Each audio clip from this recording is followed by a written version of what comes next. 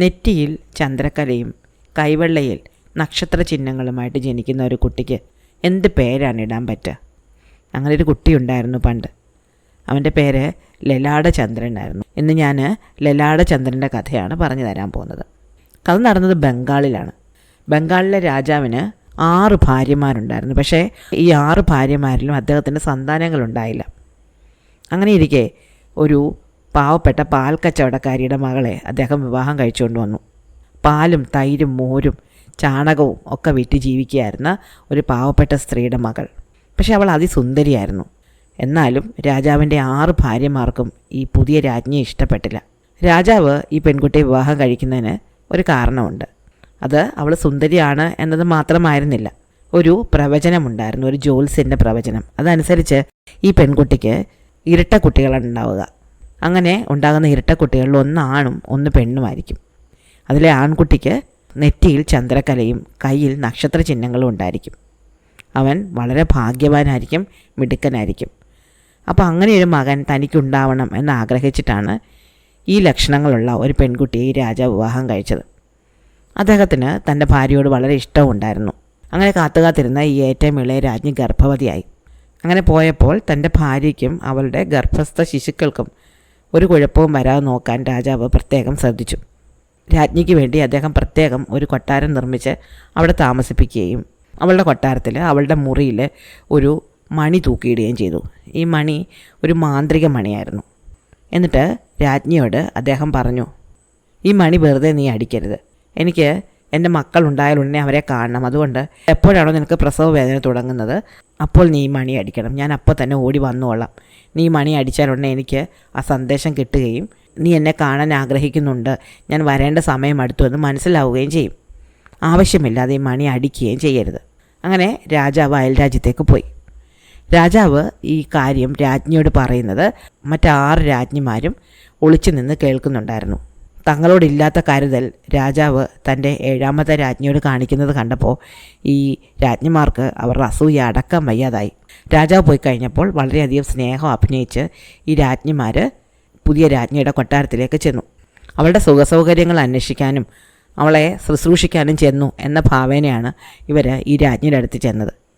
എന്നിട്ട് അവളുടെ കൂടെ കുറേ നേരം ചെലവഴിക്കുകയും തമാശകളൊക്കെ പറഞ്ഞിരിക്കുകയും ചെയ്തു.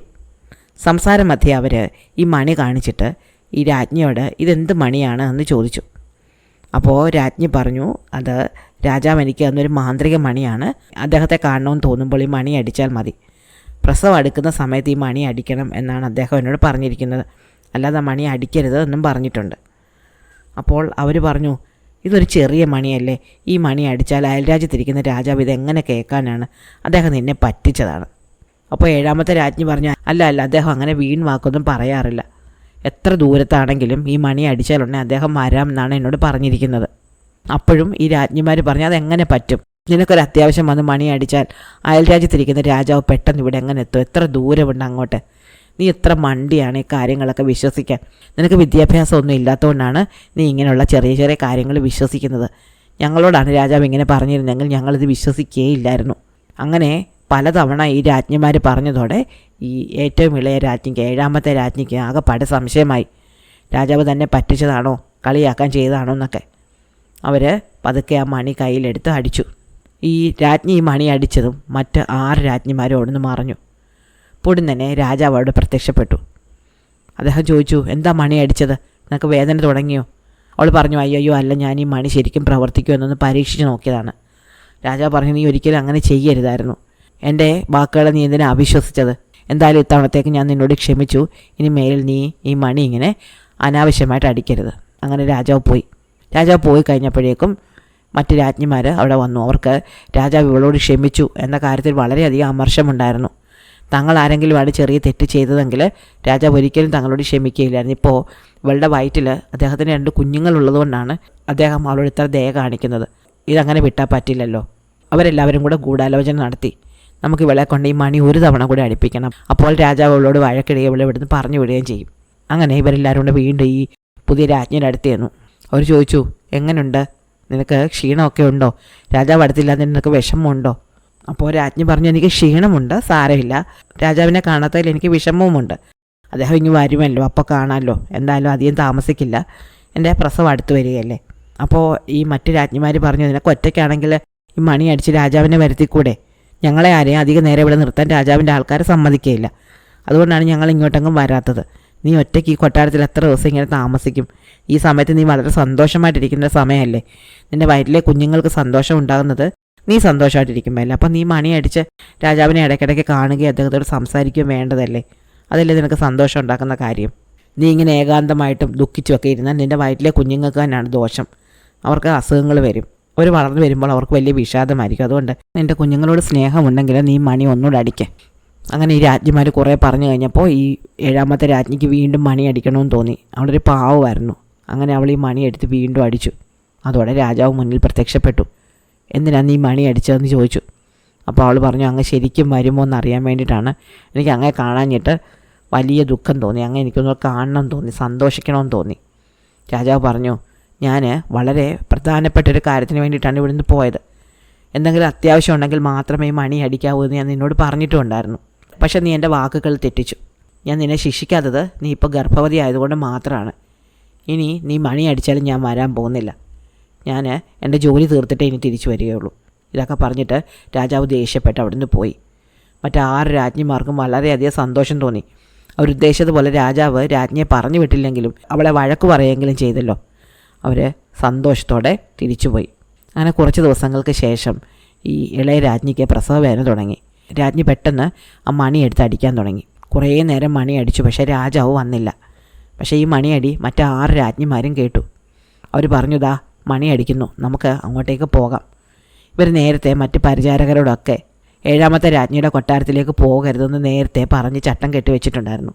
അങ്ങനെ ഒറ്റയ്ക്ക് തൻ്റെ കൊട്ടാരത്തിൽ കിടക്കുകയായിരുന്ന ഈ 7ാമത്തെ രാജ്ഞിയുടെ അടുത്തേക്ക് മറ്റാറ് രാജ്ഞിമാരും കൂടി ഓടിച്ചെന്നു. അവർ ചെന്നപ്പോൾ തൻ്റെ മുറിയിൽ വേദന കൊണ്ട് പുളയുകയാണ് 7ാമത്തെ രാജ്ഞി. അപ്പോൾ ഈ 6 രാജ്ഞിമാരും പറഞ്ഞു, അയ്യോ, നീ ഇവിടെ കിടന്നാണ് പ്രസവിക്കാൻ പോകുന്നത്. ഈ രാജ്യത്തെ രീതി അനുസരിച്ച് വീടിനുള്ളിൽ കിടന്നല്ല പ്രസവിക്കേണ്ടത്, കാലിത്തൊഴുത്തിൽ കിടന്നാണ്. അതുകൊണ്ട് നീ വേഗം പുറത്തേക്ക് വരൂ, നമുക്ക് തൊഴുത്തിനടുത്തുള്ള ചെറിയ മുറിയിലേക്ക് പോകാം, അവിടെ വെച്ച് വേണം നീ പ്രസവിക്കാൻ. അങ്ങനെ ഈ 6 പേരും കൂടി വളരെ നിർബന്ധപൂർവ്വം ഈ ഇളയ രാജ്ഞിയെ പിടിച്ച് വലിച്ച് കൊട്ടാരത്തിന് പുറത്തുള്ള ഒരു തൊഴുത്തിലേക്ക് കൊണ്ടുപോയി. ആ തൊഴുത്തിനോട് ചേർന്ന് ഒരു ചെറിയ മുറിയുണ്ടായിരുന്നു. ആ മുറിയിലാണ് ഈ രാജ്ഞി പ്രസവിച്ചത്. ഒരു ആൺകുട്ടിയും ഒരു പെൺകുട്ടിയും. നേരത്തെ പ്രവചനം പോലെ തന്നെ ഈ ആൺകുട്ടിയുടെ നെറ്റിയിൽ ചന്ദ്രക്കലയും കയ്യിൽ നക്ഷത്രങ്ങളും ഉണ്ടായിരുന്നു. മറ്റാറ് രാജ്ഞിമാർ ഇക്കാര്യമൊന്നും പ്രത്യേകിച്ച് ശ്രദ്ധിച്ചില്ല. രാജ്ഞിമാർ അവരുടെ വളരെ വിശ്വസ്തയായ ഒരു സേവകയെ നേരത്തെ പറഞ്ഞ് തയ്യാറാക്കി നിർത്തിയിട്ടുണ്ടായിരുന്നു. ഈ കുഞ്ഞുങ്ങളെ കൊന്നു കളയണമെന്ന നിർദ്ദേശത്തോടെ ഈ രാജ്ഞിമാർ ഈ വേലക്കാരിയുടെ കയ്യിൽ ഈ കുഞ്ഞുങ്ങളെ കൊടുത്തു വിട്ടു. എന്നിട്ട് അവരോട് 2 പട്ടികളെ കൊണ്ട് തരാൻ പറഞ്ഞു. ഈ ജോലിക്കാരി 2 പട്ടിക്കുട്ടികളെ കൊണ്ട് ഇവർക്ക് കൊടുക്കുകയും അവർ ആ പട്ടിക്കുട്ടികളെ 7ാമത്തെ രാജ്ഞിയുടെ കിടക്കയിൽ കൊണ്ടേ കിടത്തുകയും ചെയ്തു. കണ്ണു തുറന്ന ഈ 7ാമത്തെ രാജ്ഞി തൻ്റെ കുഞ്ഞുങ്ങൾ എവിടെയെന്ന് അന്വേഷിച്ചു. അപ്പോൾ മറ്റാറ് രാജ്ഞിമാരും ചേർന്ന് ഉറക്കെ കളിയാക്കി ചിരിച്ചു. എന്നിട്ട് പറഞ്ഞു, കൊള്ളാം, നീ പ്രസവിച്ച കുഞ്ഞുങ്ങൾക്ക് എത്ര ചന്തമാണെന്നോ, അത് കണ്ടാൽ രാജാവ് സന്തോഷം കൊണ്ട് തുള്ളിച്ചാടും. അപ്പോഴേക്കും തൻ്റെ രാജ്ഞി പ്രസവിച്ചു എന്ന വിവരം അറിഞ്ഞ് രാജാവ് അവിടെ എത്തിക്കഴിഞ്ഞിരുന്നു. രാജാവ് ഓടി വന്ന് നോക്കുമ്പോൾ രാജ്ഞിയുടെ അടുത്ത് കിടക്കയിൽ 2 പട്ടിക്കുഞ്ഞുങ്ങൾ. രാജാവിന് വലിയ ദേഷ്യം വന്നു. അപ്പോൾ മറ്റ് മുതിർന്ന രാജ്ഞിമാർ രാജാവിനോട് ചോദിച്ചു, ഇവളെയാണോ വലിയ ഭാഗ്യവതി എന്ന് പറഞ്ഞ് അങ്ങ് കല്യാണം കഴിച്ചുകൊണ്ട് വന്നത്? നോക്ക്, അവൾ എന്തിനാണ് പ്രസവിച്ചിട്ടിരിക്കുന്നതെന്ന്. 2 പട്ടിക്കുട്ടികൾ. അങ്ങ് എവിടെയെങ്കിലും കേട്ടിട്ടുണ്ടോ മനുഷ്യർ പട്ടിക്കുട്ടികളെ പ്രസവിക്കുന്നത്? മാത്രമല്ല, പ്രസവം അടുത്തപ്പോഴേക്കും അവൾ നായ്ക്കൾ വരുന്നത് പോലെ ഈ ചാരക്കുഴിയിൽ വന്ന് കിടക്കുകയും ചെയ്തു. നോക്ക്, ചാരമിടുന്ന മുറിയിൽ കിടന്നാണ് ഇവൾ പ്രസവിച്ചത്. ഇതൊക്കെ കേട്ടതോടെ രാജാവിന് വലിയ കോപം വന്നു. താൻ പറഞ്ഞ വാക്കുകൾ അവൾ 2 തവണ അനുസരിക്കാതെയും വന്നു. ഇപ്പോൾ അവൾ പ്രസവിച്ചത് പട്ടിക്കുട്ടികളെയാണ്. രാജാവ് ഉടൻ തന്നെ തൻ്റെ സേവകരെ വിളിച്ചിട്ട് ഇവളെ കാട്ടിൽ കൊണ്ട് ഉപേക്ഷിക്കാൻ പറഞ്ഞു. അങ്ങനെ ഈ 7ാമത്തെ രാജ്ഞി കാട്ടിൽ ഉപേക്ഷിക്കപ്പെട്ടു. ഈ കുഞ്ഞുങ്ങളെ കൊല്ലാൻ വേണ്ടിയിട്ട് ഒരു കൊട്ടയിലാക്കി തുണി കൊണ്ട് മൂടി തലയിൽ വെച്ച് നടന്നു പോവുകയായിരുന്ന ഈ ജോലിക്കാരിക്ക് കൊല്ലാൻ വലിയ മടി വന്നു. കൊല്ലുന്നതൊക്കെ വലിയ മെനക്കേടല്ലേ, എന്തെങ്കിലും എളുപ്പ വഴി നോക്കാം എന്നാണ് അവർ വിചാരിച്ചത്. അപ്പോഴാണ് ഒരു കുശവന്മാരുടെ കുടിലിനടുത്ത് അവരെത്തിയത്. അപ്പോൾ നല്ല രാത്രിയായിരുന്നു. ഒരു ഭാര്യയും ഭർത്താവുമായിരുന്നു കളിമണ്ണ് കുഴിച്ച് മൺപാത്രങ്ങൾ ഉണ്ടാക്കിക്കൊണ്ടിരുന്ന മൺകലങ്ങൾ. അവരുടെ പണി തീർന്നതേ ഉണ്ടായിരുന്നുള്ളൂ. പണി പൂർത്തിയായ കലങ്ങൾ ഈ ഭാര്യ എടുത്ത് ചൂളയിൽ അടുക്കി വെച്ചു. എന്നിട്ട് ഭർത്താവിനോട് വിളിച്ചു പറഞ്ഞു, ദാ നോക്കൂ, നമ്മളുണ്ടാക്കിയ കലങ്ങൾ ഞാൻ ഈ ചൂളയിൽ അടുക്കി വെച്ച് കഴിഞ്ഞു. അപ്പോൾ ഭർത്താവ് പറഞ്ഞു, ഞാൻ വല്ലാതെ ക്ഷീണിച്ചു, നമുക്ക് വീട്ടിൽ പോയി ഭക്ഷണം കഴിച്ചൊന്ന് വിശ്രമിച്ചിട്ട് തിരിച്ചു വന്ന് ചൂളയ്ക്ക് തീ കൊടുക്കാം. അങ്ങനെ അവർ രണ്ടുപേരോട് ഭക്ഷണം കഴിക്കാൻ വേണ്ടി വീട്ടിലേക്ക് പോയി. അപ്പോൾ ഈ ജോലിക്കാർ വിചാരിച്ചത് എളുപ്പമാർഗ്ഗമായി ഈ കുഞ്ഞുങ്ങളെ ഈ കലങ്ങൾക്കിടയിൽ വെക്കുകയാണെങ്കിൽ ഈ കുശവൻ വന്നതിന് തീ കൊടുത്തോളും, ചൂളയിൽ കിടന്ന് ഇവർ വെന്ത് ചത്തുപൊക്കോളും, എനിക്ക് കൊല്ലം മെനക്കെടണ്ട. അങ്ങനെ അവർ ഒരു വലിയ കലത്തിനകത്ത് ഈ 2 കുഞ്ഞുങ്ങളെയും കിടത്തി. എന്നിട്ട് അവിടെ നിന്ന് പോയി കളഞ്ഞു. അത്താഴമൊക്കെ കഴിച്ച് കഴിഞ്ഞിട്ട് ഈ കുശവൻ ഭാര്യയോട് പറഞ്ഞു, എന്നാൽ നമുക്ക് ഇത്തിരി നേരം കിടന്ന് ഉറങ്ങാം, നല്ല ഇരുട്ടാവട്ടെ, ഇരുട്ടായി കഴിയുമ്പോൾ നമുക്ക് വന്ന് ചൂളയ്ക്ക് തീ കൊടുക്കാം. അങ്ങനെ ഭക്ഷണം കഴിച്ച് കഴിഞ്ഞിട്ട് അവരൊന്ന് കിടന്നു. പക്ഷേ രാത്രി വന്ന് തീ കൊടുക്കാമെന്ന് വിചാരിച്ചത് അവർ മറന്നുപോയി, അവരങ്ങ് ഉറങ്ങിപ്പോയി. രാവിലെയാണ് അവർ ഉണർന്നത്. ഉണർന്നു കഴിഞ്ഞപ്പോൾ ഭാര്യ പറഞ്ഞു, അയ്യോ നമ്മൾ ഇന്നലെ രാത്രി ചൂളയ്ക്ക് തീ കൊടുത്തില്ല, കലങ്ങളൊക്കെ മോശമായി പോയി കാണും, നേരത്തെ തീ കൊടുക്കണ്ടായിരുന്നു, വേഗം വാ നമുക്ക് പോയി ചൂളയ്ക്ക് തീ കൊടുക്കാം. അങ്ങനെ ഇവർ 2 പേരും കൂടെ ഓടി ചൂളയ്ക്കടുത്തേക്ക് വന്നപ്പോൾ ഒരു കലത്തിനകത്ത് 2 കുഞ്ഞുങ്ങൾ കിടക്കുന്നത് കണ്ടു. രാത്രിയായിരുന്നു ഇവർ കത്തിക്കാൻ വന്നിരുന്നെങ്കിൽ ഇവർ കുഞ്ഞുങ്ങളെ കാണുകയില്ലായിരുന്നു. പക്ഷേ പകലായതുകൊണ്ട് അവർ ആ കുഞ്ഞുങ്ങളെ നന്നായിട്ട് കണ്ടു. അവർ വിചാരിച്ചത് ഒരു വലിയ അനുഗ്രഹം സംഭവിച്ചു എന്നാണ്. ഇവർക്ക് കുഞ്ഞുങ്ങളില്ലായിരുന്നു, ദൈവം അവർക്ക് സമ്മാനം കൊടുത്താണെന്ന് തന്നെ അവർ കരുതി. അങ്ങനെ ആ കലത്തിൽ നിന്ന് ആ 2 കുഞ്ഞുങ്ങളെ അവരെടുത്ത് വളർത്താൻ തുടങ്ങി. നെറ്റിയിൽ ചന്ദ്രക്കലയുള്ള, കയ്യിൽ നക്ഷത്ര ചിഹ്നങ്ങളുള്ള സുന്ദരനായ മകനെ അവർ ലലാടചന്ദ്രൻ എന്ന് വിളിച്ചു. അതിസുന്ദരിയായിരുന്ന പെൺകുഞ്ഞിനെ അവർ അഭൗമസുന്ദരി എന്നും വിളിച്ചു. അങ്ങനെ ലലാടചന്ദ്രനും അഭൗമസുന്ദരിയും ഈ കുശവക്കുടിലിൽ സന്തോഷത്തോടെ വളർന്നു. ലലാടചന്ദ്രൻ്റെ നെറ്റിയിലെ ഈ ചന്ദ്രക്കല കണ്ട് മറ്റുള്ളവരവനെ കണ്ണു വെക്കും എന്ന് പേടിച്ചിട്ട് അവൻ്റെ വളർത്തമ്മയായ കുശവത്തി എപ്പോഴും അവൻ്റെ തലയിലൊരു തലപ്പാവ് വെക്കുമായിരുന്നു. അങ്ങനെ അത് അവനൊരു ശീലമായി തീർന്നു. അങ്ങനെ വർഷങ്ങൾ കഴിഞ്ഞു. ഇവർ 2 പേരും വളർന്ന് മുതിർന്ന കുട്ടികളായി. പക്ഷെ ഒരിക്കൽ ചൂളയ്ക്ക് തീ പിടിക്കുമ്പോൾ ആ തീ ആളിപ്പടരുകയും ഈ തീ അവരുടെ വീടിന് പിടിക്കുകയും ഈ കുശവനും ഭാര്യയും തീയിൽപ്പെട്ട് വെന്ത് മരിച്ചു പോവുകയും ചെയ്തു. അതോടെ ലലാടചന്ദ്രനും അഭൗമസുന്ദരിയും ഒറ്റയ്ക്കായി. ചെറിയ കുട്ടികളായ അവർക്ക് ഒറ്റയ്ക്ക് കലമുണ്ടാക്കാനും ചൂളയ്ക്ക് തീ കൊടുക്കാനും ഒക്കെ പ്രയാസമായിരുന്നു. അതുകൊണ്ട് ലലാടചന്ദ്രൻ തൻ്റെ സഹോദരിയോട് പറഞ്ഞു, നമുക്ക് അധിക ദിവസം ഇവിടെ നിൽക്കണ്ട, ഇവിടെയുള്ളതെല്ലാം വിറ്റിട്ട് നമുക്ക് പട്ടണത്തിലേക്ക് പോകാം, അവിടെ ചെന്നാൽ എന്തെങ്കിലും ജോലി കിട്ടാതിരിക്കില്ല, അങ്ങനെ എന്തെങ്കിലും ജോലി ചെയ്ത് നമുക്ക് ജീവിക്കാം. അങ്ങനെ അവിടെയുള്ള വീടും വസ്തുവകകളും എല്ലാം വിറ്റിട്ട് ലലാടചന്ദ്രൻ തൻ്റെ സഹോദരിയെയും കൊണ്ട് പട്ടണത്തിലേക്ക് പോയി. പട്ടണത്തിൽ ചെന്ന് ഒരു ജോലി അന്വേഷണം നടന്നു. അപ്പോൾ ഇങ്ങനെ 2 ചെറിയ കുട്ടികൾ ജോലി അന്വേഷണം നടക്കുന്ന അവിടുത്തെ ആൾക്കാരൊക്കെ കണ്ടു. അവർ ഈ കുട്ടികളെ വിളിച്ചിട്ട് കാര്യങ്ങളൊക്കെ തിരക്കിയപ്പോൾ അവർ പറഞ്ഞു, ഞങ്ങൾ കുറച്ച് ദൂരെ നിന്നൊരു ഗ്രാമത്തിൽ നിന്ന് വരികയാണ്, അനാഥരാണ്. അപ്പോൾ ഇവരോട് ദയ തോന്നിയ നാട്ടിലെ കച്ചവടക്കാർ പറഞ്ഞു, നിങ്ങൾക്കിവിടെ താമസിക്കാം, ഞങ്ങളെല്ലാവരും കൂടി ചേർന്ന് ഒരു ചെറിയ വീടുണ്ടാക്കി തരാം, നിങ്ങൾ അനാഥരാണെന്ന് വിചാരിക്കുകയേ വേണ്ട, ഞങ്ങളെല്ലാവരും കൂടി ചേർന്ന് കുറച്ച് സ്ഥലവും തരാം, നിങ്ങൾക്ക് അവിടെ ഒരു വീടും വെച്ച് തരാം, നിങ്ങൾ ഇനി തൊട്ട് അവിടെ താമസിച്ചാൽ മതി.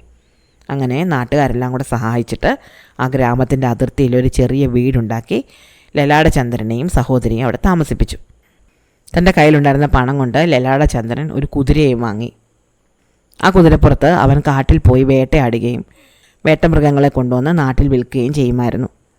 വേട്ടയാടുക മാത്രമല്ല, നാട്ടിലും എന്ത് പണി കിട്ടിയാലും അവൻ ചെയ്യും. അങ്ങനെ എല്ലാവർക്കും പ്രിയങ്കരനായൊരു കുട്ടിയായി തീർന്നു ലലാടചന്ദ്രൻ. ഒരിക്കൽ ലലാടചന്ദ്രൻ കാട്ടിൽ വേട്ടയാടാൻ പോയി. അവിടെ വെച്ച് അവൻ്റെ ഒരു മാനിനെ കണ്ടു. അവൻ ആ മാനിൻ്റെ പിന്നാലെ കുറേ ദൂരം കാടിൻ്റെ ഉള്ളിലേക്ക് പോയി. പെട്ടെന്ന് എവിടെ നിന്നോ പാഞ്ഞു വന്ന ഒരു അമ്പ് അവൻ്റെ തലയിൽ തലപ്പാവ് തട്ടിത്തെറിപ്പിച്ച് കളഞ്ഞു. ഈ അമ്പ് അയച്ചത് മറ്റാരും ആയിരുന്നില്ല, രാജാവായിരുന്നു.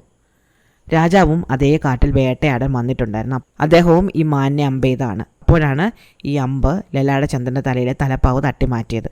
തലപ്പാവ് തെറിച്ചു പോയ മാത്രയിൽ തന്നെ ആ കുട്ടിയുടെ നെറ്റിയിലെ ചന്ദ്രക്കല രാജാവിൻ്റെ ശ്രദ്ധയിൽപ്പെട്ടു. ഇതെന്ത് അത്ഭുതമാണ് എന്ന് രാജാവ് ചിന്തിച്ചു. തൻ്റെ ഭാര്യ പട്ടിക്കുട്ടികളെ പ്രസവിച്ച സമയത്ത് അവൾ മനുഷ്യക്കുട്ടികളെ ആയിരുന്നു പ്രസവിച്ചിരുന്നെങ്കിൽ ആ കുട്ടികൾക്ക് ഇപ്പോൾ ഈ കുട്ടിയുടെ അത്രയും പ്രായമുണ്ടായിരുന്നേനെ. അപ്പോൾ അതേ പ്രായത്തിൽ ഒരു ആൺകുട്ടി നെറ്റിയിൽ ചന്ദ്രക്കലയുമായിട്ട് പോകുന്നു. ഇതെങ്ങനെ സംഭവിക്കും? രാജാവ് അവൻ്റെ പിന്നാലെ കുതിരയെ പായിച്ചു. പക്ഷേ വളരെ വേഗത്തിൽ ലലാടചന്ദ്രൻ കുതിരയെ ഓടിച്ച് അവിടുന്ന് പോയി കളഞ്ഞു. രാജാവ് കൊട്ടാരത്തിലേക്ക് തിരിച്ചു ചെന്നു. അദ്ദേഹം വളരെയധികം ദുഃഖിതനായിരുന്നു.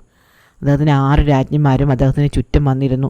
എന്തുകൊണ്ടാണ് അങ്ങ് വിഷമിച്ചിരിക്കുന്നത്? എന്ത് ദുഃഖമുണ്ടെങ്കിലും ഞങ്ങളോട് പറയൂ എന്നൊക്കെ പറഞ്ഞു. അപ്പോൾ രാജാവ് പറഞ്ഞു, ഞാനിന്ന് കാട്ടിൽ വെച്ച ഒരു ആൺകുട്ടിയെ കണ്ടു. അവൻ്റെ നെറ്റിയിൽ ചന്ദ്രക്കലയുണ്ടായിരുന്നു. അപ്പോൾ ഞാൻ എൻ്റെ പഴയ കാര്യങ്ങളൊക്കെ ആലോചിച്ചു. രാജ്ഞി ആ പട്ടിക്കുട്ടികളെ പ്രസവിച്ച സമയത്ത് ഒരു കുട്ടിയെ പ്രസവിച്ചിരുന്നെങ്കിൽ അവൻ്റെ നെറ്റിയിൽ ചന്ദ്രക്കലയുണ്ടായിരുന്നേനെ. അവനിപ്പോൾ ആ കുട്ടിയുടെ അതേ പ്രായവുമായിരുന്നേനെ. അപ്പോൾ ഈ രാജ്ഞിമാർ പറഞ്ഞു, എന്ത് നാണക്കേടാണിത്, അങ്ങ് എന്താ ഇങ്ങനെയൊക്കെ പറയുന്നത്? കാട്ടിൽ കണ്ട ഏതോ ഒരു ചെറുക്കൻ്റെ നെറ്റിയിൽ ചന്ദ്രക്കലയാണെന്ന് അങ്ങേക്ക് തോന്നിയതാണ്. പെട്ടെന്ന് അവൻ കുതിരയെ ഓടിച്ച് പോയപ്പോൾ അങ്ങേക്ക് തോന്നിയതായിരിക്കും. അവൻ്റെ നെറ്റിയിലേക്ക് വെയിൽ വീണതായിരിക്കും. അങ്ങ് ഇങ്ങനെയുള്ള കാര്യങ്ങളൊന്നും ഓർത്ത് വിഷമിക്കരുത്. രാജ്ഞിമാർ രാജാവിനെ ഇങ്ങനെയൊക്കെ പറഞ്ഞ് സമാധാനിപ്പിച്ചെങ്കിലും അവർക്ക് പേടിയായി. വൈകുന്നേരം അവരൊന്നിച്ചു കൂടി. അവർക്ക് മനസ്സിലായി ഈ 7ാമത്തെ രാജ്ഞിയുടെ കുഞ്ഞുങ്ങൾ ജീവിച്ചിരിപ്പുണ്ട്. അല്ലെങ്കിൽ ഇങ്ങനൊരു കുട്ടിയെ രാജാവ് കാണുകയില്ല. അവരുടൻ തന്നെ ആ ജോലിക്കാരിയെ വിളിച്ചു. അവരോടായിരുന്നു പറഞ്ഞിരുന്നത് കുഞ്ഞുങ്ങളെ കൊന്നു കളയണമെന്ന്. കുഞ്ഞുങ്ങളെ കൊന്നു എന്ന് പറഞ്ഞ് അവർ പണവും വാങ്ങിപ്പോയതാണ്. ജോലിക്കാരി വിറച്ചുകൊണ്ട് രാജ്ഞിമാരുടെ മുന്നിലെത്തി. രാജ്ഞിമാർ പറഞ്ഞു, ഞങ്ങൾ ഇപ്പം തന്നെ സേവകരെ വിളിച്ച് നിന്നെ കൊല്ലാൻ പറയും. നീ എന്ത് പണിയാണ് കാണിച്ചത്? നീ ആ കുഞ്ഞുങ്ങളെ കൊന്നില്ലായിരുന്നോ? അപ്പോൾ ജോലിക്കാർ പറഞ്ഞു, ആ കുഞ്ഞുങ്ങൾ ചൂളയിൽ കിടന്ന് വെന്തുരുകുന്നത് ഞാൻ കണ്ടതാണ്. ഞാൻ വാക്ക് തെറ്റിക്കുകയില്ല, ഞാൻ ഒരിക്കലും കള്ളവും പറയുകയില്ല. അവസാനം ഈ രാജ്ഞിമാർ വിശ്വസിച്ചു. ജോലിക്കാർ കള്ളം പറയുകയല്ല. രാജാവ് കണ്ടത് ചിലപ്പോൾ ഈ കുട്ടികളെ ആയിരിക്കില്ല. പക്ഷേ ഈ കൊട്ടാരത്തിൽ നിന്ന് ഇറങ്ങി നടന്ന ഈ ജോലിക്കാരിക്ക് ആകെ സംശയമായി. അന്ന് താൻ കുഞ്ഞുങ്ങളെ കൊണ്ടുപോയി ചൂളയിൽ വെച്ചു എന്നുള്ളത് സത്യം തന്നെ. പക്ഷെ അവരെ കത്തിക്കുന്നത് താൻ കണ്ടില്ലല്ലോ. എന്തായാലും അവിടെ വരെ പോയി ഒന്ന് അന്വേഷിക്കാം എന്ന് കരുതി ഇവർ ആ കുശവൻ്റെ ഗ്രാമത്തിലൊക്കെ പോയി അന്വേഷിച്ചു. അപ്പോൾ ഈ കുശവന് 2 കുട്ടികളുണ്ടായിരുന്നുവെന്നും അവർ കുശവൻ്റെ മരണശേഷം ഈ സ്ഥലങ്ങളൊക്കെ വിറ്റിട്ട് പട്ടണത്തിലേക്ക് പോയി എന്നും അറിഞ്ഞു. ഈ ജോലിക്കാരി ഉടൻ തന്നെ പട്ടണത്തിൽ ചെന്നതിനെപ്പറ്റി അന്വേഷിച്ചു. അപ്പോൾ ഈ അടുത്തിടയ്ക്ക് ഒരു ആൺകുട്ടിയും പെൺകുട്ടിയും ഈ നഗരത്തിൽ വന്നിട്ടുണ്ടെന്നും അവർ ഈ നഗരത്തിൽ തന്നെ താമസിക്കുന്നുണ്ടെന്നും അറിഞ്ഞു. ഈ കുട്ടിയുടെ നെറ്റിയിൽ ഒരു ചന്ദ്രക്കലയുണ്ടോ എന്ന് അന്വേഷിച്ചപ്പോൾ അങ്ങനെയൊന്നും ആരും കണ്ടിട്ടില്ല. അവൻ്റെ തലയിൽ എപ്പോഴും തലപ്പാവുണ്ടെന്ന് മാത്രമേ ആൾക്കാർക്ക് അറിയുകയുള്ളൂ. എന്തായാലും ഈ കുട്ടികളുടെ വീട് എവിടെയാണെന്ന് അന്വേഷിച്ചിട്ട് ഈ ജോലിക്കാരി ആ വീട്ടിൽ ചെന്നു. അവിടെ ചെന്ന് ഒരു സ്ഥലത്ത് ഒളിച്ചിരുന്നിട്ട് അവൾ ഈ 2 കുട്ടികളെയും കണ്ടതോടെ അവൾക്ക് ഉറപ്പായി ഇത് രാജാവിൻ്റെ മക്കൾ തന്നെയാണെന്ന്. കാരണം ആൺകുട്ടിക്ക് രാജാവിൻ്റെ ഛായയും പെൺകുട്ടിക്ക് രാജ്ഞിയുടെ ഛായയും ഉണ്ടായിരുന്നു. ഈ ജോലിക്കാരി അടുത്ത ദിവസം അവിടെ ഒളിച്ചിരുന്നിട്ട് ലലാടചന്ദ്രൻ പുറത്തു പോയി കഴിഞ്ഞപ്പോൾ ആ വീടിൻ്റെ വാതിക്കൽ ചെന്ന് മുട്ടി. അപ്പോൾ ലലാടചന്ദ്രൻ്റെ സഹോദരിയായ അഭൗമസുന്ദരി വാതിൽ തുറന്നു. അപ്പോൾ ഈ ജോലിക്കാരി പറഞ്ഞു, മോളെ, ഞാൻ നിൻ്റെ അമ്മായിയാണ്, നിനക്കെന്നെ ഓർമ്മയില്ലേ? നീ ചെറിയ കുഞ്ഞായിരുന്നപ്പോൾ നിങ്ങളുടെ വീട്ടിൽ വന്നിട്ടുണ്ട്. അന്ന് ഞാൻ നിൻ്റെ വീട്ടിൽ 2-3 ദിവസം താമസിക്കുകയും ചെയ്തു. അതിനുശേഷം പോയിട്ട് പിന്നെ എനിക്ക് വന്ന് നിങ്ങളെ കാണാൻ പറ്റിയിട്ടില്ല. കഴിഞ്ഞ ദിവസം ഞാൻ നിങ്ങളെ അന്വേഷിച്ച് ഗ്രാമത്തിൽ ചെന്നപ്പോഴാണ് നിൻ്റെ അമ്മയും അച്ഛനും മരിച്ചു പോയെന്നും നിങ്ങൾ ഈ നഗരത്തിലേക്ക് വന്നു എന്ന് പറഞ്ഞു. അതുകൊണ്ട് നിങ്ങളെ ഒന്ന് കാണാൻ വേണ്ടിയിട്ട് ഞാൻ വന്നതാണ്. അപ്പോൾ ഇങ്ങനൊരു അമ്മായിയെ പറ്റി ഈ പെൺകുട്ടി കേട്ടിട്ടേ ഉണ്ടായിരുന്നില്ലെങ്കിലും ഇവർ പറഞ്ഞ കാര്യങ്ങളൊക്കെ വെച്ചിട്ട് അവർ തങ്ങളുടെ അമ്മായി തന്നെയാണ് എന്ന് ഈ കുട്ടിക്ക് തോന്നി. അവൾ ഈ സ്ത്രീയെ വളരെ സ്നേഹത്തോടെ അകത്തേക്ക് വിളിച്ചിരുത്തി. അപ്പോൾ ഈ സ്ത്രീ പറഞ്ഞു, ഞാൻ കുട്ടിക്കാലത്ത് കാണുമ്പോൾ നീ എത്ര ചെറിയ കുട്ടിയായിരുന്നു, ഇപ്പം നീ എത്ര വലുതായി, ഇത്ര മുടിയാണ് നിനക്ക്, ഇത്ര നീണ്ട മുടി ഞാൻ മറ്റാർക്കും കണ്ടിട്ടില്ല. പെൺകുട്ടിക്ക് ഇതൊക്കെ കേട്ടപ്പോൾ വലിയ സന്തോഷം തോന്നി. അപ്പോൾ ഈ ജോലിക്കാരി ഈ പെൺകുട്ടിയെ അടുത്ത് വിളിച്ചിരുത്തിയിട്ട് അവളുടെ മുടിയിലൊക്കെ തലോടി. നല്ല നീണ്ട മുടി ഉണ്ടായിരുന്നു അഭൗമസുന്ദരിക്ക്. അത്രയും മുടിയിൽ നല്ലവണ്ണം തലോടി കോതി പിന്നിയൊക്കെ കെട്ടിക്കൊടുത്തിട്ട് ഈ ജോലിക്കാരി പറഞ്ഞു, മോളെ, ഈ തലയിൽ കേതകി പുഷ്പങ്ങൾ കൂടി ചൂടിയിരുന്നെങ്കിൽ എത്ര ഭംഗിയായിരുന്നേനെ. അപ്പോൾ ഈ പെൺകുട്ടി ചോദിച്ചു, അതെന്താ ഈ കേതകി പുഷ്പങ്ങൾ? അപ്പോൾ ഈ സ്ത്രീ പറഞ്ഞു, കേതകി എന്ന് പറയുന്ന ഒരു വലിയ തോട്ടമുണ്ട്. ആ തോട്ടത്തിൽ മാത്രം വിരിയുന്ന പുഷ്പങ്ങളാണ് കേതകി പുഷ്പങ്ങൾ. ഒരു പെൺകുട്ടി പൂർണ്ണമായും സുന്ദരിയാണെന്ന് പറയണമെങ്കിൽ അവളുടെ തലയിലെ കേതകി പുഷ്പങ്ങൾ കൂടി ചൂടണമെന്നാണ് സാധാരണ നാട്ടിൻപുറത്തൊക്കെ പറയാറ്. അപ്പോൾ ഈ അഭൗമസുന്ദരി പറഞ്ഞു, ഞാൻ അങ്ങനെ ഒരു തോട്ടത്തിനെ പറ്റിയോ ഒരു പൂക്കളെ പറ്റിയോ ഒന്നും കേട്ടിട്ടേ ഇല്ല. തോട്ടം എവിടെയാണ് ഈ കേതകി തോട്ടം? അപ്പോൾ ഈ സ്ത്രീ പറഞ്ഞത്, അത് മോളെ, അത് കടലിനക്കരെയാണ്. പക്ഷെ നിൻ്റെ സഹോദരൻ അതൊക്കെ പറ്റുമെന്നാണ് എനിക്ക് തോന്നുന്നത്, അവൻ വലിയ മിടുക്കനല്ലേ. എന്നിട്ട് ലലാടചന്ദ്രൻ വരുന്നതിന് മുമ്പ് താൻ പിന്നീട് വരാമെന്ന് പറഞ്ഞിട്ട് ഈ സ്ത്രീ അങ്ങ് പോവുകയും ചെയ്തു. കേതകി പുഷ്പങ്ങൾ അന്വേഷിച്ച് പോകുന്ന ലലാടചന്ദ്രനെ അതിൻ്റെ കാവൽക്കാരായ രാക്ഷസക്കൂട്ടം കൊന്നുകൊള്ളുമെന്നും പിന്നെ ആരും നോക്കാനില്ലാത്ത അഭൗമസുന്ദരി അങ്ങ് മരിച്ചു പോയിക്കൊള്ളുമെന്നും ഈ സ്ത്രീ കരുതി. അങ്ങനെ സന്തോഷത്തോടെ തന്നെയാണ് അവർ തിരിച്ചു പോയത്. ലലാടചന്ദ്രൻ വന്നപ്പോൾ സഹോദരി തങ്ങളുടെ അമ്മായി ഇവിടെ വന്നിരുന്നുവെന്നും അമ്മായി കേതകി പൂക്കളെ പറ്റി പറഞ്ഞുവെന്നൊക്കെ പറഞ്ഞു. തനിക്ക് കേതകി പൂക്കൾ കിട്ടിയാൽ കൊള്ളാമായിരുന്നു എന്ന് അവൾ ലലാടചന്ദ്രനോട് ഒരു ആഗ്രഹവും പറഞ്ഞു. ലലാടചന്ദ്രനാണെങ്കിൽ തൻ്റെ സഹോദരിയുടെ ഒരാഗ്രഹവും നടത്താതെ ഇരുന്നിട്ടില്ല. അവന് തൻ്റെ പെങ്ങളെ അത്രയ്ക്ക് ഇഷ്ടമായിരുന്നു. അതുകൊണ്ട് അവൻ പറഞ്ഞു, നീ വിഷമിക്കേണ്ട, ഞാൻ നിനക്ക് നാളെ തന്നെ കേതകി പുഷ്പങ്ങൾ കൊണ്ടുതരാം. അങ്ങനെ അവൻ പിറ്റേന്ന് തന്നെ കേതകി പുഷ്പങ്ങൾ തേടി തൻ്റെ കുതിരപ്പുറത്ത് യാത്രയായി. കടലിനക്കരെ പോകണമെങ്കിൽ കടലിനടുത്തെത്തണമല്ലോ. കടലിനടുത്തെത്തണമെങ്കിൽ കാട്ടിലൂടെ കുറേ ദൂരെ യാത്ര ചെയ്യാനുണ്ടായിരുന്നു. അങ്ങനെ ലലാടചന്ദ്രൻ കാട്ടിലൂടെ തൻ്റെ കുതിരയെ ഓടിച്ചു പോകുമ്പോൾ ഒരു സ്ത്രീ രൂപം അവിടെ കണ്ടു. ഒരു മരത്തിന് ചുവട്ടിലൊരു സ്ത്രീ രൂപം. അതൊരു ഭീകര രാക്ഷസിയാണ് എന്ന് ലലാടചന്ദ്രനുടൻ തന്നെ മനസ്സിലായി. അവന് പേടിയൊന്നും തോന്നിയില്ല. അവൻ തൻ്റെ അമ്പും വില്ലും എടുത്ത് അതുവഴി പോവുകയായിരുന്ന കുറേ മാനുകളെ എയ്ത് വീഴ്ത്തി. എന്നിട്ട് വളരെ ഭവ്യതയോടെ രാക്ഷസിയുടെ അടുത്ത് എന്നിട്ട് അമ്മുമ്മ ഇവിടെ ഇരുന്ന് എന്ത് ചെയ്യുകയാണ് എന്ന് ചോദിച്ചു. ഈ രാക്ഷസി ആരും ഇതുവരെ സ്നേഹത്തോടെ അമ്മുമ്മേനൊന്നും വിളിച്ചിട്ടില്ലായിരുന്നു. അതുകൊണ്ട് തന്നെ ഒരു സുന്ദരനായ ആൺകുട്ടി കുതിരപ്പുറത്ത് വന്ന് തന്നെ അമ്മുമ്മ എന്ന് വിളിച്ചപ്പോൾ ഈ രാക്ഷസിക്ക് വളരെയധികം സ്നേഹം തോന്നി. മാത്രമല്ല താൻ എയ്ത് വീഴ്ത്തിയ ഈ മാനുകളെ ഇവൻ ഈ രാക്ഷസിക്ക് കൊടുക്കുകയും ചെയ്തു. അതോടെ രാക്ഷസിക്ക് അവനോട് വളരെയധികം സ്നേഹം തോന്നി. രാക്ഷസി പറഞ്ഞു, എന്നോട് ഇതുവരെ ആരും സ്നേഹത്തോടെ ഇടപെട്ടിട്ടില്ല, എനിക്ക് ആരും ഒരു നേരത്തെ ഭക്ഷണം തന്നിട്ടില്ല, നീയാണ് എന്നെ ആദ്യമായിട്ട് അമ്മൂമ്മയെന്ന് വിളിക്കുന്നതും ഭക്ഷണം തരുന്നതും. ഞാൻ നിന്നെ തിന്നണം എന്ന് വിചാരിച്ചിരിക്കുകയായിരുന്നു, പക്ഷെ ഞാൻ നിന്നെ തിന്നില്ല. നിനക്ക് എന്ത് വേണമോ ഞാനത് ചെയ്തു തരാം. അപ്പോൾ അവൻ പറഞ്ഞു, അമ്മൂമ്മ എനിക്ക് കേതകി പുഷ്പങ്ങൾ വേണം, അതിന് വേണ്ടിയിട്ട് എനിക്ക് കേതകി പുഷ്പങ്ങളുള്ള തോട്ടത്തിലേക്ക് പോകണം, അങ്ങോട്ട് എങ്ങനെയാണ് പോകേണ്ടതെന്ന് എനിക്ക് പറഞ്ഞു തരാമോ? അവർ പറഞ്ഞു, ഒരു കാര്യം ചെയ്യേ, കുറച്ച് ദൂരം വടക്കോട്ട് നടക്കുമ്പോൾ എൻ്റെ ആങ്ങളെ കാണാം, നീ അവനോട് ചെന്ന് എന്നോട് ചോദിച്ചതുപോലെ സ്നേഹത്തോടെ ചോദിച്ചാൽ മതി, പറഞ്ഞു തരും. അങ്ങനെ ലലാടചന്ദ്രൻ ഈ രാക്ഷസിയുടെ ആങ്ങളെ കാണാൻ വേണ്ടി പോയി. പോകുമ്പോൾ വെറും കൈയോടെ പോകരുതല്ലോ, അതുകൊണ്ട് രാക്ഷസിക്ക് കൊടുത്തതിനേക്കാളും കുറച്ചുകൂടെ വലിയ മാനുകളെ എഴുതി വീഴ്ത്തി, അതുകൊണ്ടാണ് അവൻ ഈ രാക്ഷസനെ കാണാൻ ചെന്നത്. എന്നിട്ട് അപ്പൂപ്പ, ഞാൻ അമ്മൂമ്മയുടെ അടുത്തു നിന്നാണ് വരുന്നത്, അങ്ങയുടെ അടുത്ത് വന്ന് ചോദിക്കാമെങ്കിൽ പറഞ്ഞു തരുമെന്ന് അമ്മൂമ്മ പറഞ്ഞു. എനിക്ക് കേതകി പുഷ്പങ്ങളുള്ള തോട്ടത്തിലേക്ക് വഴി കാണിച്ചു തരണം. രാക്ഷസന് തനിക്ക് സമ്മാനവുമായിട്ട് വന്ന ഈ കുട്ടിയെ വളരെയധികം ഇഷ്ടപ്പെട്ടു. അയാൾ ഈ മാനുകളെയൊക്കെ തിന്നുകയും അവനോട് വളരെ സ്നേഹത്തോടെ സംസാരിക്കുകയും ചെയ്തു. അയാൾ പറഞ്ഞു, കേതകി പുഷ്പങ്ങൾ ശേഖരിക്കുക അത്ര എളുപ്പമുള്ള കാര്യങ്ങളൊന്നുമല്ല, അതിന് നിറയെ മുള്ളുണ്ട്, മാത്രമല്ല അത് നിൽക്കുന്നത് കടലിനക്കരെയാണ്, നിനക്ക് കടൽ കടക്കാൻ പക്ഷേ പറ്റുമായിരിക്കും. അവിടെ ചെന്ന് കഴിഞ്ഞാൽ ആ തോട്ടത്തിന് 700 രാക്ഷസന്മാർ കാവലുണ്ട്, അവർ വലിയ പ്രശ്നക്കാരാണ്, നീ അവിടെ ചെന്നാൽ അവർ നിന്നെ പിടിച്ച് തിന്നു കളയും. എന്തായാലും അവരെ തോൽപ്പിക്കാനുള്ള വിദ്യയൊക്കെ പറഞ്ഞു കൊടുത്തിട്ടാണ് ഈ രാക്ഷസൻ ലലാടചന്ദ്രനെ യാത്രയാക്കിയത്. അങ്ങനെ അവൻ കാട്ടിലൂടെ കുറേ ദൂരം പോയി. കുറേ ദൂരം മുന്നോട്ട് പോയപ്പോഴേക്കും ഈ കാട് വളരെ കഠിനമായി തീർന്നു. ഇടതിങ്ങിയ മരങ്ങളും വള്ളിപ്പടർപ്പുകളും കാരണം ലലാടചന്ദ്രന് ഒട്ടും മുന്നോട്ട് പോകാൻ പറ്റിയില്ല. അപ്പോൾ രാക്ഷസൻ അവനൊരു മന്ത്രം പറഞ്ഞു കൊടുത്തിട്ടുണ്ടായിരുന്നു. അവൻ ആ മന്ത്രം ചൊല്ലുകയും മരങ്ങൾക്കിടയിലൂടെ അവനൊരു വഴി തെളിഞ്ഞു വരികയും ചെയ്തു. ആ വഴിയിലൂടെ ലലാടചന്ദ്രൻ യാത്ര ചെയ്ത് കടലിൻ്റെ തീരത്തെത്തി. എന്ത് ചെയ്യണമെന്ന് ആലോചിച്ച് അവൻ കുറച്ച് നേരം നിന്നു. അപ്പോൾ രാക്ഷസൻ അവൻ്റെ വഴി പറഞ്ഞു കൊടുത്തിട്ടുണ്ടായിരുന്നു. അവന് ആ മന്ത്രം ചൊല്ലി. അതോടെ വെള്ളം 2 വശത്തേക്ക് മാറുകയും നടുക്കുകൂടി ഒരു വഴി തെളിഞ്ഞു വരികയും ചെയ്തു. അതുവഴി ലലാടചന്ദ്രൻ വീണ്ടും മുന്നോട്ട് കുതിര ഓടിച്ച് കടൽ കടന്ന് അക്കരെ എത്തി. ഒരു വലിയ ദ്വീപിലെത്തിയത്. ആ ദ്വീപിന് ചുറ്റും ഒരു കോട്ടയുണ്ടായിരുന്നു. പക്ഷെ അവിടെ ആരെയും കണ്ടില്ല.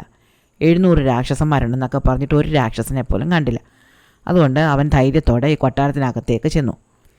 അപ്പോൾ അതിലെല്ലാ മുറികളും തുറന്നു കിടക്കായിരുന്നു. അവൻ ഓരോ മുറിയിലും കയറി ചെന്ന് നോക്കി, ആരെയും കണ്ടില്ല. അങ്ങനെ അവസാനം അവന് ഒരു മുറി ചെന്നപ്പോൾ അവിടെ ഒരു പെൺകുട്ടി കിടക്കുന്നത് കണ്ടു. അവളുടെ കാൽക്കര ഒരു വെള്ളി വടി വെച്ചിട്ടുണ്ടായിരുന്നു, തലയിൽ ഒരു സ്വർണ്ണ വടിയും. അവന് ആ വടി എടുത്ത് നോക്കി. എന്തിനായി വടി വെച്ചിരിക്കുന്നതെന്ന് അവന് മനസ്സിലായില്ല. അവസാനം വിചാരിച്ചു ഇങ്ങനെ എടുത്ത് നോക്കി നിന്നിട്ട് കാര്യമില്ല, തിരിച്ചു വെച്ചേക്കാന്ന്. പക്ഷേ ഇത്തവണ അവൻ വടി വെച്ചപ്പോൾ സ്വർണ്ണ വടി കാൽക്കലും വെള്ളി വടി തലയ്ക്കലുമാണ് വെച്ചത്. അപ്പോൾ ആ പെൺകുട്ടി എഴുന്നേറ്റ് വന്നു. അപ്പോൾ ലലാടചന്ദ്രൻ ചോദിച്ചു, നീ ആരാ, എന്താ ഇങ്ങനെ കിടക്കുന്നത്? അപ്പോൾ അവൾ പറഞ്ഞു, നീ ശബ്ദം ഉണ്ടാക്കല്ലേ, എന്നെ ഇവിടുത്തെ രാക്ഷസന്മാർ തട്ടിക്കൊണ്ടുവന്ന് താമസിപ്പിച്ചേക്കാണ്. എൻ്റെ പേര് പുഷ്പവതി എന്നാണ്, ഞാനൊരു രാജകുമാരിയാണ്. ഇവിടുത്തെ രാക്ഷസന്മാർ വന്ന് ഞങ്ങളുടെ രാജ്യം ആക്രമിച്ച് എന്നെ പിടിച്ചുകൊണ്ട് വന്നു. ഈ കൂട്ടത്തിലെ ഒരു രാക്ഷസിക്ക് എന്നോട് വലിയ സ്നേഹമാണ്, അവർക്ക് എന്നെ ദത്തെടുത്താൽ കൊള്ളാമെന്നുണ്ട്. അവരുടെ മകളെ പോലെയാണ് അവരെന്നെ കാണുന്നത്, അവരാണ് എന്നെ വളർത്തുന്നത്. അവരെ പേടിച്ചിട്ട് മറ്റുള്ള രാക്ഷസന്മാരെന്നെ ഉപദ്രവിക്കാറൊന്നുമില്ല. പക്ഷേ ഇവർ പുറത്തു പോകുമ്പോൾ ഈ വടികൾ എൻ്റെ കാൽക്കലും തലക്കലും വെക്കും. വെള്ളി വടി എൻ്റെ കാൽക്കൽ വെക്കും, സ്വർണ്ണ വടി എൻ്റെ തലക്കൽ വെക്കും. അതുകൊണ്ട് ഞാൻ ഉറങ്ങിപ്പോവും. അവർ തിരിച്ചു വരുമ്പോൾ ഈ വടി തിരിച്ചാക്കും. സ്വർണ്ണ വടി കാൽക്കൽ വെക്കും, വെള്ളി വടി തലക്കലും വെക്കും. അപ്പം ഞാൻ ഉണരും. ഞാനിവിടെ വളരെ കഷ്ടപ്പെട്ടൊരു ജീവിതമാണ് ജീവിക്കുന്നത്. രാക്ഷസി കൂടെയില്ലെങ്കിൽ എനിക്ക് വലിയ പേടിയാണ്. എന്നിട്ട് പുഷ്പവതി പറഞ്ഞു, അവർ വരാറായി, നിങ്ങൾ വേഗം ഇവിടുന്ന് പൊയ്ക്കോളൂ. അപ്പോൾ ലലാടചന്ദ്രൻ പറഞ്ഞു, നീ കിടന്നോളൂ, ഞാൻ വടി പഴയതുപോലെ ആക്കി വെക്കാം, എന്നിട്ട് ഞാൻ ഇവിടെ എവിടെയെങ്കിലും ഒളിച്ചിരുന്നോളാം, എന്ത് ചെയ്യണമെന്ന് നോക്കാമല്ലോ. ലലാടചന്ദ്രൻ വടിയെടുത്ത് തിരിച്ചാക്കി. സ്വർണ്ണ വടി തലക്കലും വെള്ളി വടി കാലക്കലും വെച്ച് എന്നിട്ട് അവൻ്റെ അവിടെ നിന്ന് മാറി നിന്നു. അപ്പോഴേക്കും ദൂരെ നിന്ന് 700 രാക്ഷസന്മാർ പറന്നു വരുന്നത് കണ്ടിൽ കുറേ സ്ത്രീകളും ഉണ്ടായിരുന്നു, രാക്ഷസിമാരും ഉണ്ടായിരുന്നു. അതിൽ പുഷ്പവതിക്ക് ഇഷ്ടമുള്ള ഒരു രാക്ഷസി ഉണ്ടായിരുന്നു.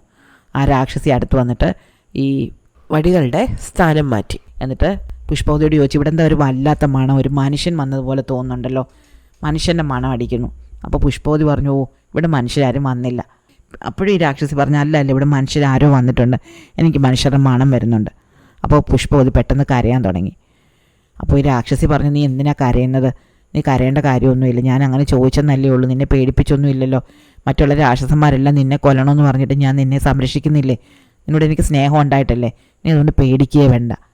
അപ്പോൾ പുഷ്പവതി രാക്ഷസിയോട് പറഞ്ഞു, ഇവിടെ മനുഷ്യൻ്റെ മണം ഉണ്ടെന്ന് അമ്മ ഇപ്പോൾ പറഞ്ഞല്ലേ ഉള്ളൂ, ഇവിടെ മനുഷ്യർ വല്ലതും വന്നാൽ നമ്മൾ എന്ത് ചെയ്യും, മനുഷ്യർ അമ്മയെ കൊന്നു കളഞ്ഞാലോ, പിന്നെ എന്നെ ആര് സംരക്ഷിക്കും, അമ്മ എന്നെ സംരക്ഷിക്കുന്നതുകൊണ്ടല്ലേ മറ്റു രാക്ഷസന്മാരാരും എന്നെ ഒന്നും ചെയ്യാതിരിക്കുന്നത്. അല്ലെങ്കിൽ അവരെന്നെ എന്നേ കൊന്നു തിന്നേനെ. അതുകൊണ്ട് പേടി വന്നിട്ടാണ് ഞാൻ കരഞ്ഞത്. അമ്മയ്ക്ക് എന്തെങ്കിലും പറ്റിയാൽ എനിക്ക് ആരുണ്ട്? അപ്പോൾ ഈ രാക്ഷസി പറഞ്ഞു, നീ അങ്ങനെ പേടിക്കുകയേ വേണ്ട. നെറ്റിയിൽ ചന്ദ്രക്കലയും കയ്യിൽ നക്ഷത്രങ്ങളുള്ളൊരു മനുഷ്യൻ വരും. ആ മനുഷ്യന് മാത്രമേ ഞങ്ങളെ കൊല്ലാൻ പറ്റൂ. വേറെ ആർക്കും ഞങ്ങളെ ഒന്നും ചെയ്യാൻ പറ്റില്ല. മാത്രമല്ല, അങ്ങനെ ഒരു മനുഷ്യൻ വെറുതെ വന്നാൽ പോരാ. നമ്മുടെ തോട്ടത്തിൻ്റെ നടുക്ക് വലിയൊരു കുളമുണ്ട്. ആ കുളത്തിനടിയിൽ ഒരു പെട്ടിയുണ്ട്. ആ പെട്ടിക്കകത്ത് 2 ഈച്ചകളുണ്ട്. ഈ ഈച്ചകളെ ഒറ്റയടിക്ക് ഒരു തുള്ളി ചോര പോലും താഴെ വീഴ്ത്താതെ തല്ലിക്കൊന്നാൽ മാത്രമേ ഞങ്ങൾ 700 പേരുടെ ജീവൻ അവന് കളയാൻ പറ്റൂ. ഈ കാര്യങ്ങളെല്ലാം കേട്ടുകൊണ്ട് നമ്മുടെ ലലാടചന്ദ്രൻ തോട്ടത്തിൽ ഇരിപ്പുണ്ട്. അപ്പോൾ പുഷ്പവതി ചോദിച്ചു, ഈ ഈച്ചകളെ തല്ലിക്കൊല്ലുമ്പോൾ ഒരു തുള്ളിയെങ്കിലും രക്തം താഴെ വീണ എന്ത് പറ്റും അമ്മേ? അപ്പോൾ രാക്ഷസി പറഞ്ഞു, അങ്ങനെയാണെങ്കിൽ ഞങ്ങൾ 701 പേരാകും. ഞങ്ങളുടെ കൂട്ടത്തിൽ ഒരാളാവും അവനും. അതുകൊണ്ട് നീ ഒന്നും പേടിക്കണ്ട, ഞാൻ ഇന്ന് നിന്നെ സംരക്ഷിച്ചോളാം. അങ്ങനെ രാക്ഷസി ഈ പുഷ്പവതിയെ പറഞ്ഞ് സമാധാനിപ്പിക്കുക, അവൾക്ക് ഭക്ഷണം കൊടുക്കുകയൊക്കെ ചെയ്തു. പിറ്റേന്ന് രാവിലെ ഈ 700 രാക്ഷസന്മാരും പുറത്തേക്ക് പോയി കഴിഞ്ഞപ്പോൾ ലലാടചന്ദ്രൻ തോട്ടത്തിന് നടുക്കുള്ള കുളത്തിൽ പോയി. അവൻ ആ കുളത്തിൽ മുങ്ങിത്തപ്പി ആ പെട്ടി കണ്ടുപിടിച്ചു. ഈ പെട്ടി അവൻ തുറന്നതും വേട്ടയ്ക്ക് പോയിരിക്കുകയായിരുന്നു രാക്ഷസിമാർക്ക് തങ്ങൾക്കെന്തോ അപകടം പറ്റിയിട്ടുണ്ടെന്ന് മനസ്സിലായി. അവരുടൻ തന്നെ ഈ കേതകി പൂന്തോട്ടത്തിലേക്ക് ഓടി വന്നു. അപ്പോഴേക്കും ലലാടചന്ദ്രൻ പെട്ടി തുറന്ന് ഈച്ചകളെ പുറത്തെടുത്തിരുന്നു. ഈച്ചകൾ പറന്നു പോകുന്നതിന് മുമ്പ് അവൻ 2 കൈകൾ കൊണ്ടും ആ ഈച്ചകളെ കൈക്കല്ലാക്കുകയും അവയെ തൻ്റെ കൈകൊണ്ട് ഞെരിച്ച് തൻ്റെ ദേഹത്തേക്ക് തേച്ച് പിടിപ്പിക്കുകയും ചെയ്തു. അതുകൊണ്ട് ഒരു തുള്ളി രക്തം പോലും മണ്ണിൽ വീണില്ല. രക്തം അവൻ്റെ ദേഹത്താണ് പറ്റിയത്. അതോടെ 700 രാക്ഷസന്മാരും ചത്തു വീണു. ലലാടചന്ദ്രൻ ആ കോട്ടയ്ക്കകത്ത് ചെന്ന് പുഷ്പവതിയെ എഴുന്നേൽപ്പിച്ചു. അവളെയും വിളിച്ച് ആ പൂന്തോട്ടത്തിൽ നിന്ന് തൻ്റെ സഹോദരിക്ക് വേണ്ട പൂക്കളും പറിച്ച് ലലാടചന്ദ്രൻ തൻ്റെ കുതിരപ്പുറത്ത് കയറി തൻ്റെ വീട്ടിലേക്ക് തിരിച്ചു വന്നു. സഹോദരിക്ക് പൂക്കൾ കൊടുത്തു. അവൾക്ക് സഖിയായിട്ട് പുഷ്പവതിയെ കൊടുക്കുകയും ചെയ്തു. പിന്നെയും കാലം കടന്നുപോയി. ലലാടചന്ദ്രൻ പുഷ്പവതിയെ വിവാഹം കഴിച്ചു. പുഷ്പവതിയും അഭൗമസുന്ദരിയും വളരെ അടുത്ത സുഹൃത്തുക്കളായി തീർന്നു. അങ്ങനെ അവർ 3 പേരും കൂടി ചേർന്ന് അവരുടെ വീട്ടിൽ വളരെ സന്തോഷത്തോടെ കഴിഞ്ഞു. അങ്ങനെ ഇരിക്കെ ഒരിക്കൽ വീണ്ടും ലലാടചന്ദ്രൻ വേട്ടയ്ക്ക് പോയി. അന്നും രാജാവ് അവിടെ വേട്ടയ്ക്ക് വന്നു. അവിടെ വെച്ച് രാജാവ് ലലാടചന്ദ്രനെ കണ്ടു. അവനെ കണ്ടപ്പോൾ താൻ നേരത്തെ കണ്ട ആൺകുട്ടിയാണല്ലോ ഇവൻ എന്ന് അദ്ദേഹത്തിന് തോന്നി. അദ്ദേഹം ഉടൻ തന്നെ തൻ്റെ അമ്പെടുത്ത് ഇവൻ്റെ തലയിലെ തലപ്പാവ് അമ്പെയ്ത് വീഴ്ത്തി. നെറ്റിയിൽ ചന്ദ്രക്കലയുണ്ടോയെന്ന് നോക്കി. ഉണ്ട് എന്ന് അദ്ദേഹത്തിന് ഉറപ്പായി. വെയിൽ വീഴുന്നതല്ല, അവൻ്റെ നെറ്റിയിൽ ചന്ദ്രക്കല തന്നെ ഉണ്ട്. രാജാവ് അവൻ്റെ പിന്നാലെ കുതിരയെ പായിച്ചിട്ട് നിൽക്കൂ എന്ന് പറഞ്ഞു. അപ്പോൾ അവൻ പറഞ്ഞു, എനിക്ക് നിൽക്കാൻ സമയമില്ല, ഞാൻ വീട്ടിലേക്ക് പോവുകയാണ്. നിങ്ങൾക്കെന്നെ കാണണമെങ്കിൽ നഗരത്തിൽ വന്ന് അവിടുത്തെ ഏറ്റവും ചെറിയ വീട്ടിൽ വന്നാൽ മതി. അങ്ങനെ രാജാവ് പിറ്റേന്ന് തന്നെ നഗരത്തിലെ ഏറ്റവും ചെറിയ വീട്ടിലേക്ക് പോകാൻ ഇറങ്ങി. അദ്ദേഹത്തിൻ്റെ ഭാവമൊക്കെ കണ്ടപ്പോൾ അദ്ദേഹം എന്തോ പ്രത്യേക കാര്യത്തിന് പോവുകയാണെന്ന് രാജ്ഞിമാർക്ക് മനസ്സിലായി. അവർ വന്ന് അദ്ദേഹത്തിനോട് ചോദിച്ചു, അങ്ങ് എവിടെ പോവാണ്? ഇതുവരെയുള്ള കാര്യങ്ങളൊക്കെ ആലോചിച്ച് നോക്കിയപ്പോൾ എന്തോ ഗൂഢാലോചന ഇവിടെ നടന്നിട്ടുണ്ടെന്ന് രാജാവിന് ഉറപ്പായിരുന്നു. അതുകൊണ്ട് രാജാവ് തൻ്റെ 6 രാജ്ഞിമാരെയും നിരത്ത് നിർത്തിയിട്ട് പറഞ്ഞു, ഞാനിപ്പോൾ നിങ്ങളുടെ തല വെട്ടും. ഉടൻ തന്നെ എന്നോട് സത്യം പറഞ്ഞോണം. അപ്പോൾ രാജ്ഞിമാർ സത്യമൊക്കെ പറഞ്ഞു. കുട്ടികൾ മരിച്ചുപോയെന്ന് തന്നെയാണ് രാജ്ഞിമാർ പറയുന്നത്. പക്ഷേ രാജാവിന് ഉറപ്പായിരുന്നു കുട്ടികൾ മരിച്ചിട്ടില്ല. താൻ കണ്ടത് തൻ്റെ മകനെ തന്നെയാണ്. രാജാവ് ഉടൻ തന്നെ ആ ജോലിക്കാരിയെ വിളിച്ചുകൊണ്ട് വരാൻ പറഞ്ഞു. ജോലിക്കാരി വന്ന് രാജാവിനോട് സത്യങ്ങളൊക്കെ പറഞ്ഞു. ലലാടചന്ദ്രനെ താൻ കേതകി പുഷ്പങ്ങൾ കൊണ്ടുവരാൻ പറഞ്ഞയച്ചിട്ടുണ്ട്. അവിടെ വെച്ച് മിക്കവാറും അവൻ കൊല്ലപ്പെട്ട് കാണും.